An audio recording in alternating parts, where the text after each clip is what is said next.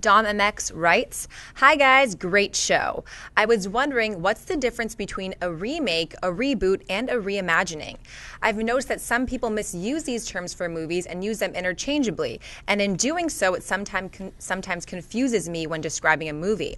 If you could, please give me an example of each." Yeah, great question. And I'm guilty of this sometimes too. I will sometimes use reboot, remake, and stuff like that interchangeably, and really they're not. So here's how I would define them.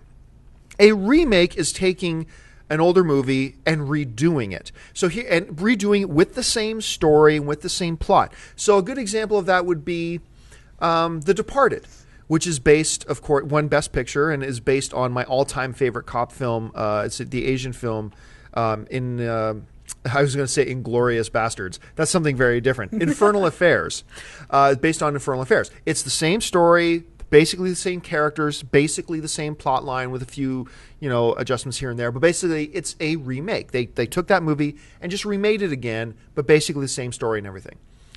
A reboot, to me, in my head, at any rate, and maybe different people have different definitions, is more of a, look, take the basic premise, but redo everything else. So a good example of this was The Incredible Hulk.